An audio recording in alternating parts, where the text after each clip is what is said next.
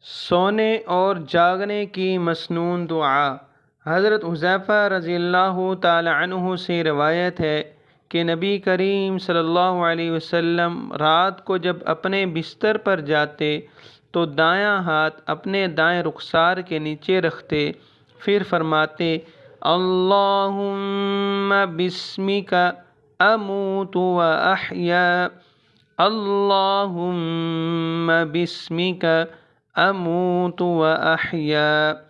اور جب نیند سے بیدار ہوتے تو فرماتے الحمد للہ الذی احیانا بعدما اماتنا وإلیہ النشور۔ الحمد للہ الذی احیانا بعدما اماتنا وإلیہ النشور۔ اللہ تعالی ہمیں اس دعا پر عمل کرنے کی توفیق عطا فرمائے، آمین ثم آمین یا رب العالمین۔